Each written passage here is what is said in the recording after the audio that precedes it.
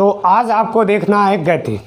गति को सबसे पहले समझते हैं, गति की अवस्था क्या होता है। कोई वस्तु गति में मतलब किस कंडीशन में गति में कहा जाएगा ये समझना है। कोई भी वस्तु अगर है वो समय के साथ मतलब टाइम के साथ उसकी स्थिति का परिवर्तन हो जाए, उसकी क्या हो जाए, स्थिति का परिवर्तन हो जाए, पोजीशन की परिवर्तन हो जाए, तो उसे बोलेंगे वह वस्तु गति की अवस्था में है, मतलब मोशन की अवस्था में है। समय के साथ क्या हो जाए, स्थिति का परिवर्तन हो जाए। अभी स्थिति यहाँ है, कुछ टाइम बाद ये स्थिति वाई पर हो जाती है, तो ये क्या हुआ, गति की अवस्था में है। तो गति की अवस्था को क्या कहेंगे, मतलब कोई भी वस्तु है अगर समय के साथ उसके पोजीशन मतलब स्थिति में परिवर्तन आ जाए तो उसे गति की अवस्था कहेंगे। गति की अवस्था है थोड़ी टाइम, अभी ये बस यहाँ है, कुछ टाइम बाद ये यहाँ जा रहा है, समय के साथ इसकी स्थिति में क्या हो रहा है, परिवर्तन हो रहा है, इसलिए परिवर्तन हो रहा है, इसलिए क्या है, गति की अवस्था है। अब गति की अवस्था को तीन तरह से समझ सकते हैं। कितने तरह से, तीन तरह से। तो पहला देखते हैं, तो तीन अवस्था होगा गति की, तीन अवस्था। पहला रिजु रेखी और दूसरा वृत्ति और तीसरा दोलन। कौन सा, दोलन गति। ये वृत्ति गति, दोलन गति और रिजुरेखी गति। अब तीनों को समझते हैं। रिजुरेखी गति किसे कहोगे,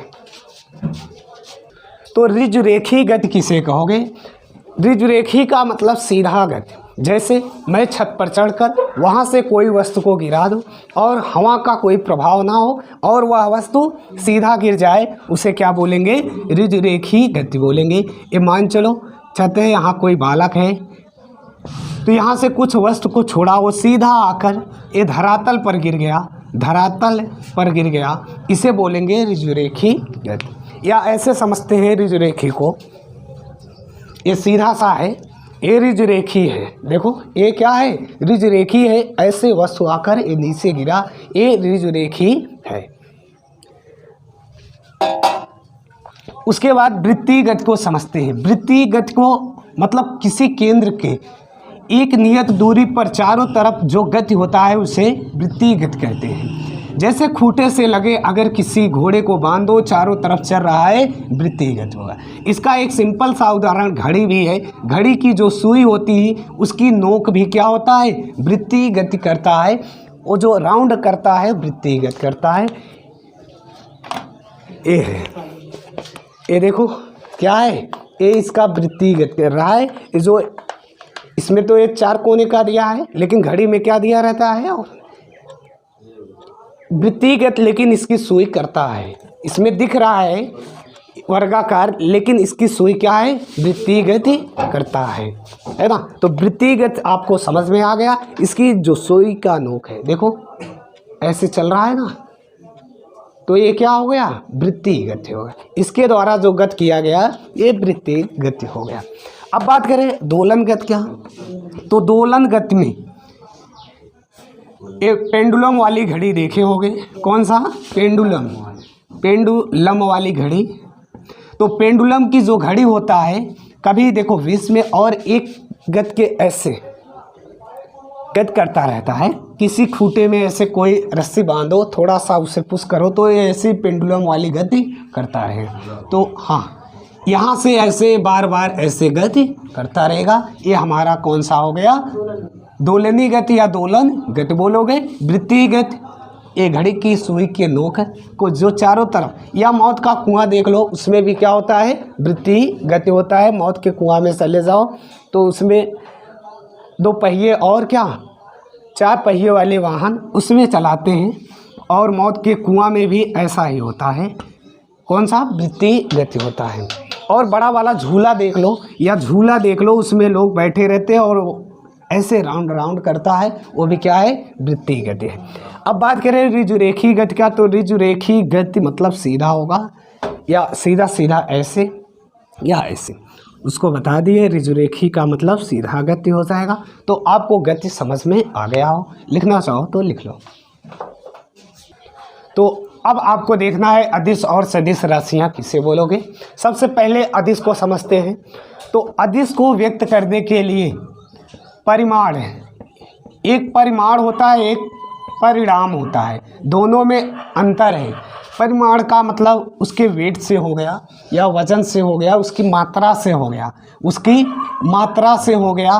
लेकिन परिणाम का मतलब रिजल्ट हो गया, एक क्वांटिटी हो गया, इसकी क्वांटिटी हो गया, और एक क्या रिजल्ट हो गया। परिणाम का मतलब रिजल्ट होता है, क्या होता है, रिजल्ट होता है। तो पहले परिणाम, ये बात आपको समझ में आ गया होगा। ये रिजल्ट है, ये क्या है, आपका रिजल्ट है, लेकिन इसमें रिजल्ट की ज़रूरत नहीं है। और बात करें अगला डायरेक्शन मतलब दिशा की, तो दिशा की भी ज़रूरत नहीं होता है। अदिश राशि में दिशा की ज़रूरत नहीं होता है, केवल असदिश राशि में बात करें तो परिमाण एवं दिशा दोनों की ज़रूरत होता है। अब डिफिनीशन की बात करें तो सबसे पहले अदिश को समझते हैं।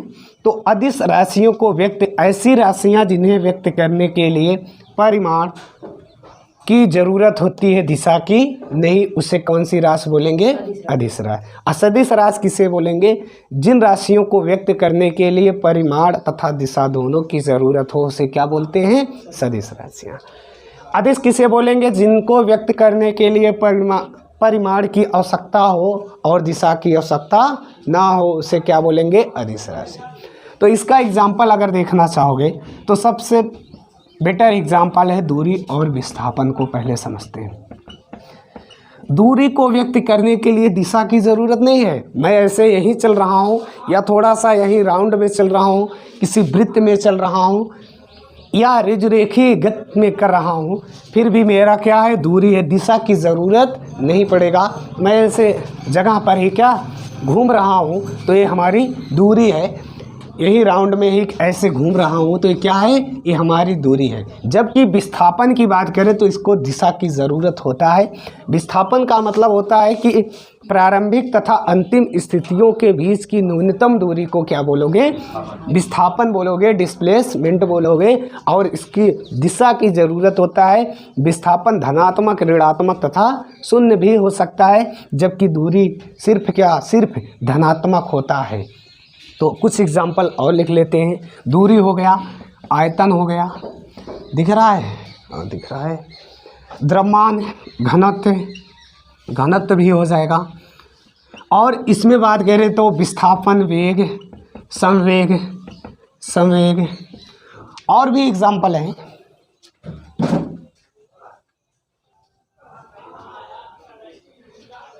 तो अदिश राशियों में ऊर्जा क्या हो जाएगा, दाब, कार्य, ऊर्जा, दूरी, विद्युत आवेश, विद्युत धारा, प्रतिरोध, सामर्थ्य, आयतन, द्रव्यमान, घनत्व, ये ताप होगा, क्या होगा, ताप होगा। और सदिश राशियों में विस्थापन, वेग, संवेग, बल, त्वरण इत्यादि क्या होते हैं, हमारे सदिश राशि हैं, वेक्टर क्वांटिटीज़ है। और स्केलर क्वांटिटीज़ में ये सब आते हैं, जिसमें दिशा की ज़रूरत नहीं होता है। ऊर्जा को बताने के लिए दिशा की ज़रूरत नहीं है। प्रतिरोध जिसका मात्रक क्या होता है, ओम, इसको भी बताने के लिए ऊर्जा का मात्रा, दिशा की ज़रूरत नहीं होता है। सामर्थ्य, सामर्थ्य बराबर होता है कार्य बटा समय होता है, इसको भी बताने के लिए दिशा की ज़रूरत नहीं होता है। और दाब क्षेत्रफल बटा मीटर होता है, दाब प्रति एकांक क्षेत्रफल बटा में बल होता है, क्या होता है, बल होता है। और टेम्परेचर को भी बताने के लिए दिशा की ज़रूरत नहीं होता है। आयतन को भी बताने के लिए दिशा की ज़रूरत नहीं है। इसी प्रकार द्रव्यमान, घनत्व और सभी भी हो जाएंगे। जितने भी विद्युत धारा का मात्रक एम्पियर होता है, ऊर्जा का मात्रक जूल होता है, और दूरी का मात्रक मीटर होता है।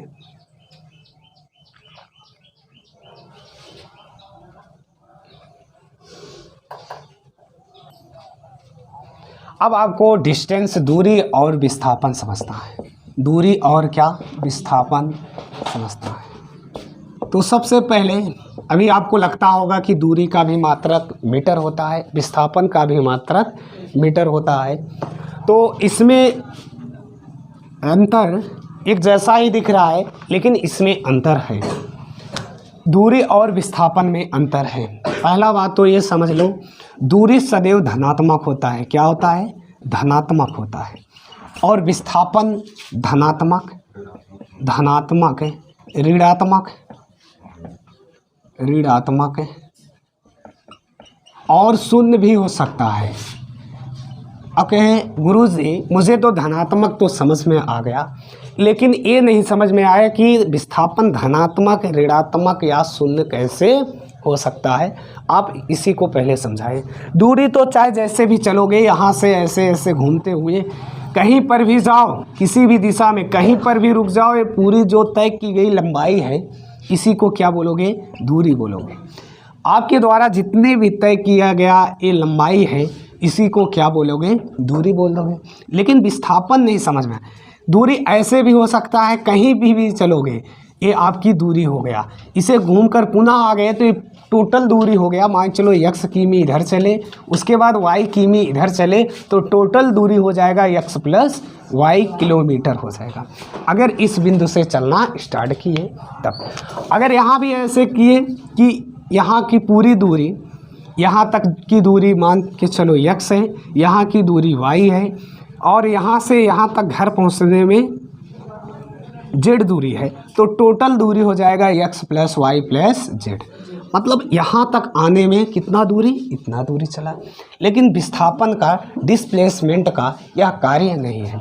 जैसे आप यहाँ से प्रारंभिक स्टार्ट पॉइंट बोल दोगे, है ना, पहली स्थिति, तो यहाँ से ऐसे घूमते घूमते आप क्या किए? यहाँ पर आकर रुक गए, यहाँ पर रुक गए। ए एंडिंग पॉइंट है। क्या है? Ending point. ई पी लिख दिए, इस पर स्टार्टिंग पॉइंट मतलब एस पी लिख दिए। तो सबसे पहले विस्थापन को समझते हैं।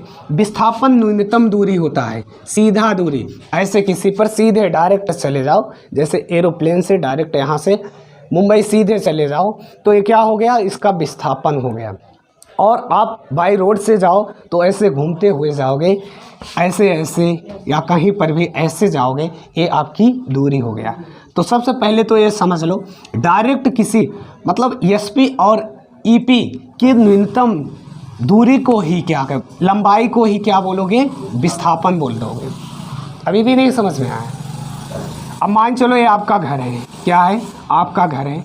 यहाँ से ऐसे घूमते घूमते किसी आप मार्केट में जा रहे हो, मार्केट बाज़ार में जा रहे हो। अब यहाँ से तो घूम के गए हो, ये आपकी क्या हो गया? दूरी हो गया, डिस्टेंस हो गया। लेकिन ऐसे अगर सीधे चले जाते, ऐसे सीधे चले जाते तो ये क्या हो जाता? विस्थापन हो जाता। लेकिन ये धनात्मक और ऋणात्मक कब होगा? आप जिस दिशा में जा रहे हो उसी दिशा में ब्रेक ले लो तो ये आपका पॉजिटिव हो गया, मतलब धनात्मक हो गया। अब ऋणात्मक कैसे होगा? मान चलो आप यहाँ से चले, उसके बाद घूमते टहरते ऐसे आगे यहाँ आकर रुक गए। ये आपका स्टार्टिंग पॉइंट है, ये एंडिंग पॉइंट है। अब कहोगे इधर आकर रुक गए तो ये हमारा विस्थापन हुआ, ये हमारा क्या हुआ? ये वाला विस्थापन हुआ। और विस्थापन एक कैसा होगा? ऋणात्मक होगा। कैसा होगा? ऋणात्मक होगा विस्थापन। अब समझ में आया? मतलब हम निकले थे पूरब साइड और रुक रहे हैं पश्चिम साइड, तो ये हमारा कैसा विस्थापन होगा? ऋणात्मक। अब बात करें शून्य कैसे हो सकता है विस्थापन। मैं यहीं से स्टार्टिंग पॉइंट किया, कहीं भी गया, मार्केट जाकर आकर यहीं पर एंडिंग पॉइंट भी कर दिए, जिस स्थान से चले उसी स्थान पर आकर ब्रेक ले लिए, तो ये हमारा शून्य होगा। विस्थापन हमारा क्या होगा? शून्य होगा। अभी भी आपको समझ में नहीं आया? देख लेते हैं। दूरी सदैव धनात्मक होता है। कैसे धनात्मक? चाहे जिधर भी चलो, आप ऐसे चलते रहो, फिर भी ये क्या होगा? चाहे जिस दिशा में चलो, दूरी क्या होगा? सदैव धनात्मक होगा। दूरी सदैव धनात्मक, जबकि विस्थापन धनात्मक, ऋणात्मक तथा शून्य भी होगा।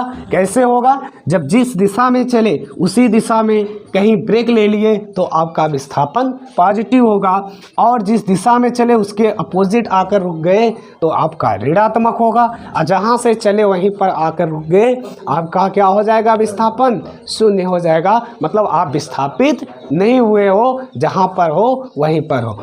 लेकिन इसमें दूरी चले हो, ये जितनी ये ऐसे घूम टहल के आए हो, ये आपका क्या है? डिस्टेंस है। तो ये तो पहला हो गया। अब परिभाषा की बात करें तो दूरी किसे कहोगे? किसी वस्तु द्वारा तय की गई लंबाई को ही क्या बोलोगे? दूरी बोलोगे। अब विस्थापन किसे बोलोगे? किसी वस्तु के अंतिम तथा प्रारंभिक स्थितियों के बीच की न्यूनतम दूरी को ही क्या बोलोगे? विस्थापन बोलोगे। या न्यूनतम लंबाई को क्या बोलोगे? विस्थापन बोलोगे। विस्थापन धनात्मक, ऋणात्मक, शून्य भी हो सकता है। दूरी क्या होगा? सिर्फ वन धनात्मक होगा, पॉजिटिव होगा। अब बात करें विस्थापन, तो विस्थापन सदिश राशि है। अगर राशियों की बात करें तो विस्थापन कौन सा राशि है? सदिश। और दूरी कौन सा है? अदिश। अदिश राशियाँ किसे बोलोगे? जिसे व्यक्त करने के लिए दिशा की ज़रूरत ना हो, केवल परिमाण की ज़रूरत हो, उसे अदिश राशि बोलोगे। और सदिश राशि किसे बोलोगे? जिसे व्यक्त करने के लिए परिमाण और दिशा दोनों की ज़रूरत हो, उसे सदिश। अब तो भूलना नहीं है कि भूल जाओगे? नहीं हो सकता ना। धनात्मक, ऋणात्मक और शून्य कैसे होगा ये समझ लो। अब कोई भी अंतर पूछे तो सबसे पहला इसका डिफिनीशन लिख दो। डिफिनीशन क्या होगा? दूरी किसे कहोगे? किसी वस्तु द्वारा तय की गई लंबाई को ही क्या बोलोगे? दूरी बोलोगे। अब विस्थापन किसे बोलोगे? किसी वस्तु के प्रारंभिक तथा अंतिम स्थितियों के बीच की न्यूनतम दूरी या लंबाई को क्या बोलोगे? विस्थापन बोलोगे। और विस्थापन धनात्मक, ऋणात्मक, शून्य होता है, या सदिश राशि से दूरी अदिश राशि है। अंतर भी हो गया, आपको समझ में भी आ गया। अगर समझ में आ गया तो इसे लाइक एंड शेयर कीजिए। अब बात करें डिस्टेंस एंड डिस्प्लेसमेंट में डिफरेंस देखना है, अंतर देखना है। अंतर क्या होगा? अंतर क्या होगा? जैसे राम और रावण में अंतर पूछा जाए तो राम क्या एक, हाँ, उसमें भी अंतर था। राम और रावण में भी अंतर था। वो अत्याचारी थे और राम क्या थे? अत्याचारी नहीं थे। उनके स्वभाव की बात करा जाए तो उसी प्रकार दूरी का भी मात्रक मीटर होगा, विस्थापन का भी मात्रक मीटर होगा। पहला तो अंतर यही है। ये अंतर नहीं है तो समानता हो गया कि दोनों का मात्रक क्या होता है? मीटर होता है। अगर बात करें दूरी किसे कहेंगे तो किसी वस्तु द्वारा तय की गई लंबाई को ही क्या बोलोगे? दूरी बोलोगे। और विस्थापन किसे बोलोगे? न्यूनतम दूरी को, न्यूनतम, हाँ, न्यूनतम लंबाई को क्या बोल दोगे? विस्थापन बोल दोगे। किसी दो वस्तु के बीच या दो स्थितियों के बीच की न्यूनतम दूरी को ही क्या बोल दोगे? विस्थापन बोल दोगे। अब बात करें, इसे व्यक्त करने के लिए केवल परिमाण की ज़रूरत होता है, और इसे व्यक्त करने के लिए परिमाण एवं दिशा दोनों की ज़रूरत होता है। और यह अदिश राशि है। कौन सी राशि है? अदिश राशि है। और यह सदिश राशि है। अब तो प्रॉब्लम नहीं होना चाहिए, अब तो प्रॉब्लम नहीं होना चाहिए, अंतर भी कर लोगे। अब देखते हैं चाल और वेग। चाल और वेग, तो अब आपको समझना है स्पीड एंड वेलोसिटी, मतलब चाल और वेग। सबसे पहले आपको ये ध्यान देना है कि फिजिक्स का अगर फार्मूला याद है तो समझ लो आधा फिजिक्स समाप्त। फिजिक्स में फार्मूला अगर आपको याद है तो उसका मात्रक, परिभाषा और वो कंडीशन क्या होगा कि जैसे दूरी बढ़ा दे तो क्या होगा? चाल क्या करना होगा? तो दूरी बढ़ाने पर चाल बढ़ाना पड़ेगा, विस्थापन बढ़ाने पर वेग बढ़ाना पड़ेगा, और समय बढ़ाने पर चाल क्या होगा? घटाना पड़ेगा। ये सब कंडीशन किस पर आधारित है? सिर्फ फार्मूले पर। तो सबसे पहले चाल को समझते हैं। चाल का सूत्र होता है चाल बराबर दूरी बटा समय, दूरी बटा समय होता है। और वेग बराबर होता है विस्थापन बटा समय, विस्थापन बटा समय। अब देखो, अगर आपको दूरी नहीं समझ में आता है तो चाल भी समझ में नहीं आएगा, और विस्थापन अगर समझ में नहीं आया है तो क्या? वेग भी समझ में नहीं आएगा। अगर ये समझ में आया है तो सब कुछ समझ में आएगा। तो सबसे पहले चाल का डिफिनीशन देखते हैं। तो एकांक समय में चली गई दूरी को चाल कहते हैं। क्या बोलोगे? यही फार्मूला बोलना है। एकांक, इसे एक बोल दो, एकांक समय में चली गई दूरी को चाल बोलोगे, या दूरी और समय के अनुपात को चाल कहते हो। चाहे जैसे भी आप याद कर सकते हो। चाल किसे कहेंगे? दूरी और समय के अनुपात को चाल कहते हैं, या एकांक समय में चली गई दूरी को चाल कहते हैं। वेग किसे कहेंगे? एकांक समय में वस्तु द्वारा किया गया विस्थापन ही वेग कहलाता है, या विस्थापन और समय के अनुपात को वेग कहते हैं। अगर चाल का मात्रक पूछे तो क्या हो जाएगा? मीटर प्रति सेकेंड। इसका भी अगर यदि मात्रक पूछे तो मीटर प्रति सेकेंड हो जाएगा। और चाल को व्यक्त करने के लिए केवल परिमाण की ज़रूरत होगा, दिशा का नहीं। दिशा की ज़रूरत नहीं है। और इसे व्यक्त करने के लिए दोनों की ज़रूरत होता है, दिशा भी चाहिए, दिशा भी चाहिए। और ये भी ध्यान दो, अगर इसमें विस्थापन है तो वेग धनात्मक, ऋणात्मक तथा शून्य तीनों कंडीशन में हो सकता है। हाँ, velocity equal to displacement by time हो जाएगा। क्या हो जाएगा? टाइम, मतलब विस्थापन बटा समय हो जाएगा। और ये भी देख लो, हाँ, ये धनात्मक, ऋणात्मक तथा शून्य, जबकि चाल क्या होगा? धनात्मक तथा शून्य हो सकता है। चाल क्या हो सकता है? धनात्मक और शून्य। ऋणात्मक तो होगा ही नहीं, शून्य हो सकता है चाल, लेकिन धनात्मक नहीं होगा। तो चाल और वेग में एक आपका अंतर हो गया, और साथ में परिभाषा हो गया, लिख लो।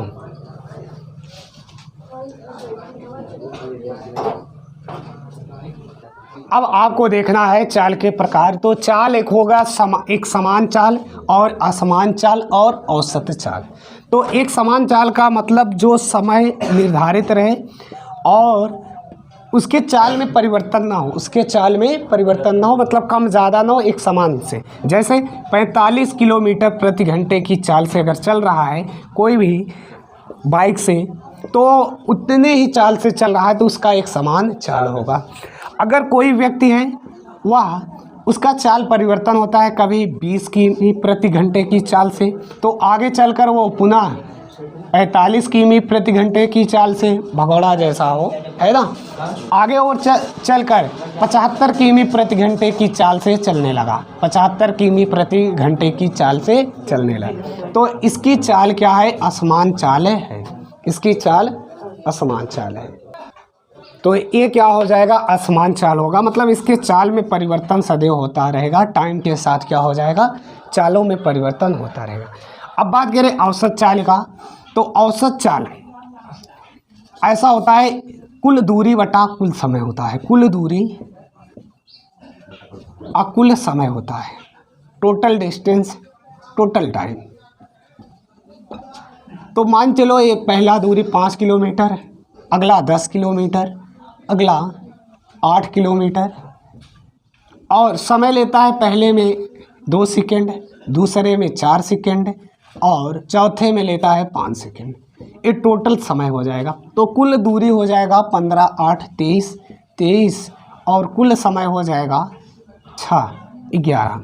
अब इसे भाग दे दो, 11 दूना 22, 1, 0, 100। तो इसकी औसत चाल हो जाएगा इतने किमी प्रति सेकेंड। एक किमी में दिया है, सेकेंड में दिया है, तो किमी प्रति सेकेंड हो जाएगा 2.09 किमी प्रति सेकेंड। तो औसत चाल समझ में आ गया होगा। कुल दूरी बटा कुल समय।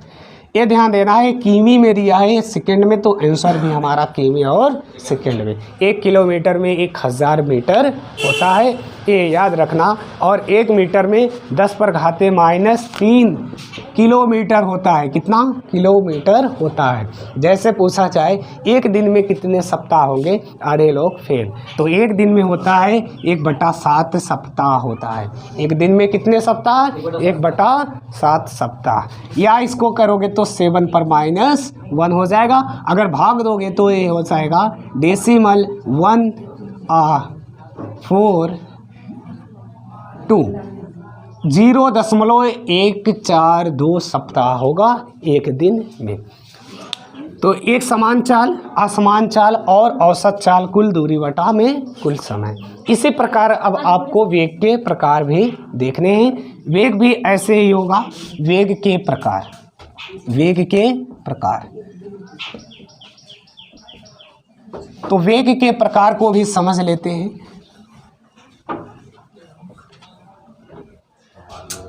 तो यहाँ वेग लिख दो, वेग और ये वेग। तो समान वेग, वेग में होता है विस्थापन बटा समय होता है। तो एक समान वेग का मतलब होगा जिसका वेग समान हो, समान वेग से चलता हो। हमारा एरोप्लेन होगा या कोई भी अंतरिक्ष में जो जाता है वो क्या वेग से जाता है, उसका वेग लिखा जाता है। ऐसे नहीं कि आपकी गाड़ी का वेग लिखा जाएगा कि 2 पहिए का मैं 45 किमी प्रति वेग से जा रहा हूँ, वेग से नहीं जाते हो। अगर किसी एरोप्लेन की बात होता है तो वहाँ क्या हो जाता है वेग, क्योंकि वह सीधा चलता है। क्या सीधा, एरोप्लेन का वेग हो जाएगा या किसी का भी वेग पूछ लेगा, वायुयान का वेग, तो जो सीधा चलेगा उसका वेग पूछ लेगा। रडार का वेग, रडार का वेग। तो वेग क्या होगा, जब उसके वेग समान होंगे तो एक समान वेग से। असमान का मतलब वो टाइम पर बदलता रहेगा तो उसका असमान होगा। समय के साथ परिवर्तन होता रहेगा तो असमान हो जाएगा। औसत वेग किसे कहोगे, औसत वेग। तो कुल विस्थापन, इसमें विस्थापन है, कुल विस्थापन बटा में कुल समय हो जाएगा। ये आपका कुल विस्थापन बटा में कुल समय हो जाएगा। हमें विश्वास है आपको समझ में आया होगा। अब आपको देखना है गति के समीकरण। किसके, गति के समीकरण। तो गति के समीकरण, गति के 3 समीकरण थे। इक्वेशन ऑफ मोशन, क्या हुआ।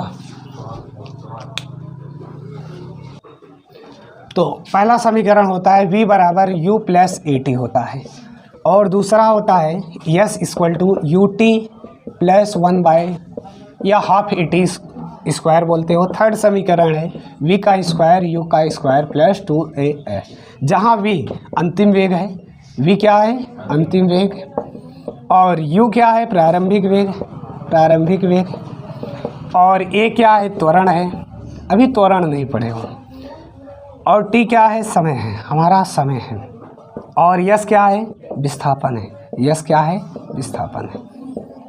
तो ये आप लिख लो, तुरंत लिखिए। इक्वेशन, गति के 3 समीकरण है, तीनों को लिख लो।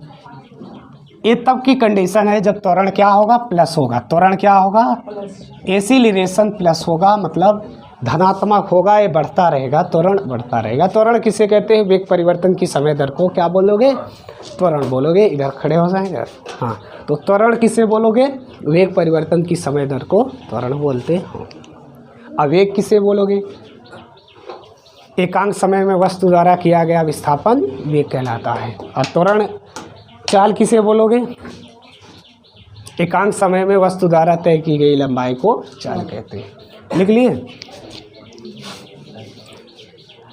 यदि त्वरण a माइनस हो जाए, त्वरण क्या हो जाए माइनस हो जाए, मतलब ऋणात्मक हो जाए, तो फार्मूला हमारा v बराबर u माइनस at हो जाएगा, और s बराबर ut माइनस 1/2 at स्क्वायर हो जाएगा। v स्क्वायर बराबर हो जाएगा u स्क्वायर माइनस 2as हो जाएगा। यदि प्रारंभिक वेग 0 हो जाएगा तब फार्मूला क्या हो जाएगा, ये तीसरा कंडीशन है। यदि प्रारंभिक वेग क्या हो जाए 0 हो जाए तो v बराबर हो जाएगा at, और s बराबर हो जाएगा 1/at स्क्वायर, और v स्क्वायर बराबर हो जाएगा 2as। ये भी कंडीशन है, सिचुएशन है, स्थिति है। लिख लीजिए।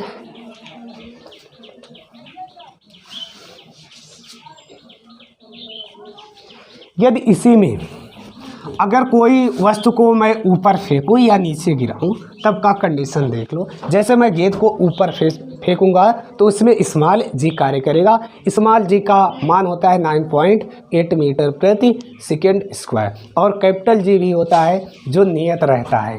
तो अगर जब मैं किसी वस्तु को नीचे गिराता हूँ तब क्या हो जाएगा फार्मूला v बराबर u प्लस जी टी हो जाएगा। ए के स्थान पर g हो जाएगा, बाकी सब कुछ वही रहेगा। अगला सिचुएशन देख लेते हैं। तो अब यश विस्थापन ना होकर ऊंचाई हो जाएगा। यच बराबर U T plus 1/2 G T square हो जाएगा, जी टी स्क्वायर। इसी प्रकार तीसरा 2GS हो जाएगा। ये ध्यान देना, ए के स्थान पर क्या हो जाएगा, ए के स्थान पर जी हो जाएगा, यस के स्थान पर यच हो जाएगा। विस्थापन के स्थान पर ऊंचाई हो जाएगा, त्वरण के स्थान पर गुरुत्वीय त्वरण। जब कोई वस्तु को नीचे गिराओगे तो इस पर जी कार्य करेगा, वो भी पॉजिटिव रहेगा। जी जब नीचे गिरेगा तो उसका वेग अधिक रहेगा और जब वही ऊपर फेंकोगे तो जी क्या होगा, ऋणात्मक होगा। पृथ्वी पर ऐसे समझ लो, यह पृथ्वी है, अर्थ है हमारी। अब मैं बॉल को ऊपर फेंक रहा हूँ, क्या बॉल को मैं ऊपर फेंक रहा हूँ तो ये बॉल जब ऊपर जाएगी तो इसमें जी नीचे कार्य करेगा जिसका मान 9.8 मीटर प्रति सेकंड रहेगा। तो ये क्या अपनी साइड खींचेगा, इसे क्या करेगा, नीचे खींचेगा। एक ऐसी स्थिति आएगी जहां वस्तु जाकर या गेंद जाकर रुक जाएगी और पुनः वो वापस धरातल पर आ जाएगा। धरातल से क्रॉस करना है तो आपको इसका वेग 11.2 किमी प्रति सेकंड से अगर फेंकोगे तब ये क्या हो जाएगा, गुरुत्वीय त्वरण से बाहर निकल जाएगा। वो कभी आएगा नहीं, जिसे प्लायन वेग बोलते हो। क्या बोलोगे, प्लायन वेग बोल दोगे, जो क्या हो जाएगा, लगभग 12 किलोमीटर या 11.25 किलोमीटर प्रति सेकंड की वेग से अगर किसी वस्तु को फेंक दोगे तो गुरुत्वीय त्वरण से बाहर निकल जाएगा, जिसे क्या बोलते हो, प्लायन कर गया। प्लायन का मतलब जो यहाँ से चला जाए फिर दोबारा ना आए, वो प्लायन वेग हो जाएगा। तो यहाँ पर जी कार्य करता है। अब अगर कोई वस्तु को नीचे से ऊपर फेंकोगे, नीचे से ऊपर, तो ये यहाँ पर क्या हो जाएंगे, सभी में माइनस हो जाएंगे, क्योंकि जी अब ऊपर फेंक रहे हो, क्या वस्तु को ऊपर फेंक रहे हो तो ये माइनस हो जाएगा, सभी क्या हो जाएगा, निगेटिव हो जाएगा। ये भी लिख लो, ये भी लिख लो।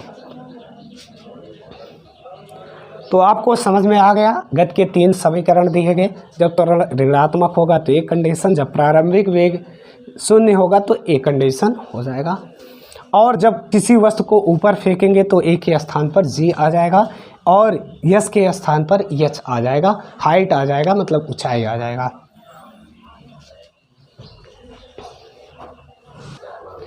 अब आपको त्वरण को समझना है, क्योंकि अभी मैंने त्वरण की चर्चा किया। त्वरण को समझ लेते हैं। एसिलेरेशन की बात है तो त्वरण बराबर फार्मूला क्या होता है, वेग परिवर्तन अब बटा में समय, क्या हो जाएगा, समय। त्वरण को ए से लिखेंगे, वेग परिवर्तन को डेल्टा, या v माइनस यू से लिखेंगे और टी, प्रारंभिक वेग अंतिम वेग माइनस प्रारंभिक वेग लिखेंगे। अगर इसका मात्रक की बात करें तो मात्रक होगा मीटर, वेग का मीटर प्रति सेकंड, और सेकंड एक और हो जाएगा तो मीटर प्रति सेकंड स्क्वायर। अगर राशि की बात करोगे तो ये राशि कौन सी है, सदिश राशि है। सदिश राशियाँ जिन्हें व्यक्त करने के लिए परिमाण एवं दिशा दोनों की ज़रूरत होता है। अब ऐसा बोलेंगे कि त्वरण किससे कहेंगे, एकांक समय में वस्तु द्वारा किया गया वेग परिवर्तन या किसी वस्तु द्वारा वेग परिवर्तन की समय दर को ही क्या बोलेंगे, त्वरण बोलेंगे। या वेग परिवर्तन और समय के अनुपात को क्या बोल देंगे, त्वरण। मैंने फिजिक्स बताया हूँ, फार्मूला याद है तो सब कुछ याद है। वेग बढ़ाओगे तो त्वरण बढ़ेगा, समय बढ़ाओगे तो त्वरण घटेगा। जो बटा में रहेगा अपोजिट हो जाएगा, जो उसके सीधे में रहेगा वो क्या होगा, जितना ये बढ़ाओगे उतना ये बढ़ेगा। अगर इसे बढ़ाओगे तो ये भी बढ़ेगा, इसे घटाओगे तो ये भी घटेगा। तो त्वरण समझ में आ गया। वेग परिवर्तन की समय दर को क्या बोलेंगे? त्वरण बोलेंगे। इसका मात्रक मीटर प्रति सेकंड स्क्वायर होता है। राशि की बात करें तो या सदिश राशि। एक वृत्तीय त्वरण होता है जिसका मान 9.8 होता है। इस सभी स्थानों पर बदलता है, पृथ्वी के विभिन्न स्थानों पर बदलता है। चंद्रमा पर इसका जी का मान 1.3 मीटर प्रति सेकंड स्क्वायर, इसका मीटर प्रति सेकंड स्क्वायर होता है। पृथ्वी पर होता है, ध्रुवों पर अधिक होता है और पृथ्वी के केंद्र पर इसका मान 0 होता है। पृथ्वी के केंद्र पर इसका मान 0 होता है। धरातल से ऊपर जाने पर जी का मान घटता है, नीचे भी जाने पर जी का मान घटता है। ये तो जी का बात हुआ। अभी आगे पढ़ाया जाएगा, लिख लीजिए।